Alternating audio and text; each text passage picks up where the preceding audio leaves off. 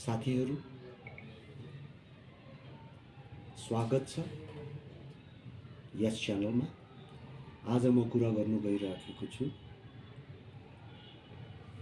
अल्फाबेट्सको बारेमा। Phoenix of science.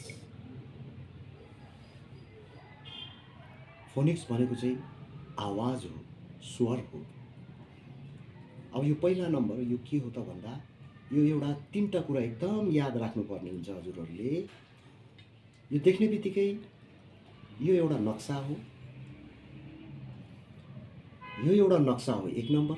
दुई, यसको नाम चाहिँ ए हो तर यसको ध्वनि चाहिँ आ हो, यसको ध्वनि आ हो। त्यसपछि यसको नाम बी हो, ब, यसको ध्वनि ब ब ब। अब यो चाहिँ नाम चाहिँ यसको सी हो तर यसको ध्वनि चाहिँ ख हो, ख ख। अब यसको नाम डी हो, यो एउटा नक्सा हो एक नम्बर। यसको नाम डी हो, यसको स्वर, यसको आवाज चाहिँ ड ड ड। अब यो एउटा हेर्नुहोस् फेरि यहाँ चिनिहाल्नुभयो, हजुरले भन्नुहुन्छ ई ई, यसको नाम ई हो र यसको स्वर चाहिँ, यसको आवाज चाहिँ ए हो, ए ए ए। अब अर्को जाउँ, यसको नाम एफ हो, एफ एफ। र यसको स्वर चाहिँ फ फ फ फ हो। अब यसको चाहिँ के हो त, यो जी हो यसको नाम तर यसको आवाज, यसको स्वर चाहिँ ग हो, ग ग। अब यो चाहिँ अर्को छ, यसको नाम एच हो, एच हो, ह ह भनिन्छ स्वरमा प्रयोग गर्दा यसलाई ह हुन्छ, ह। अब यो चाहिँ आई हो, यसको नाम आई हो तर यसको स्वर ई हो, ई ई। अब यो चाहिँ यसको नाम जे हो, यसको स्वर चाहिँ ज हो, ज ज। अब यो चाहिँ के हो, यसको नाम खेई हो, खेई खेई तर यसको स्वर चाहिँ ख ख ख। अब यो चाहिँ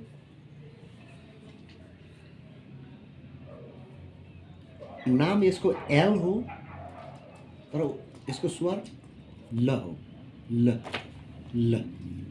अब यो चाहिँ के हो, यसको नाम एम हो तर यसको स्वर म। अब यसको नाम एन हो, यसको स्वर न न न। यसको नाम औ हो, औ, यसको स्वर अ अ अ। यसको नाम पी हो, यसको स्वर प प प प। यो यसको नाम क्यू क्यू तर यसको स्वर ख्वा ख्वा ख्वा। अब यसको नाम आर हो, आर हो, यसको स्वर र र र, जिब्रोभित्र डल्लो पर्छ र। अब यसको नाम चित्र हेर्ने बित्तिकै थाहा पाउनुभयो, यसको नाम एस हो, एस एस। यसको स्वर तर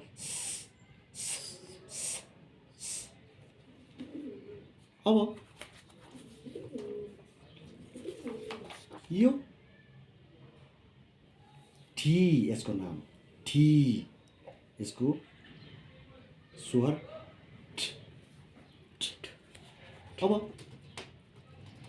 यो, यसको नाम यु हो, तर यसको स्वर आ, आ, आ। अब यसको नाम डब्ल्यू हो, यसको नाम डब्ल्यू हो, तर यसको स्वर व, व, व। अब यसको नाम एक्स हो, एक्स हो, तर यसको ध्वनि, यसको स्वर चाहिँ ख, ख, ख। यो चाहिँ, यसको नाम वाइ हो, यसको नाम वाइ हो, यसको नाम वाइ हो, यसको नाम वाइ हो, यसको स्वर या, या। अब यसको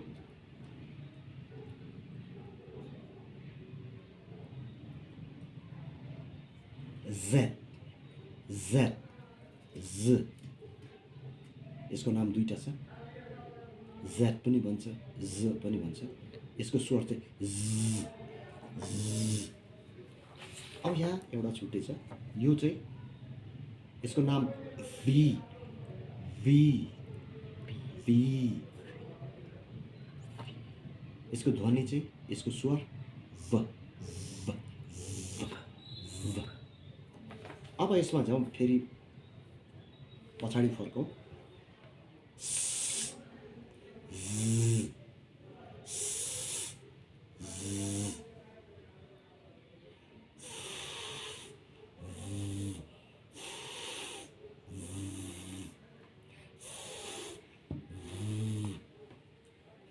अब अक्सर मैले भाइ बहिनीहरूसँग यसै बारेमा छलफल गर्दा, ध्वनिहरूको बारेमा अभ्यास गराउँदा उहाँहरूले के भन्ने गर्नु भएको छ भने, यफ भनिदिन्छ, ठिक छ, तर एफ, यो चाहिँ अन्तर्राष्ट्रिय मापदण्ड हो।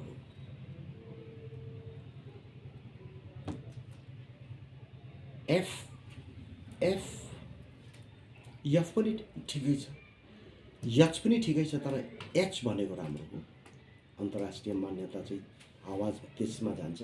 त्यसपछि एल, एल, यल नभन्नु होला, शब्द कोसिस गर्नु होला।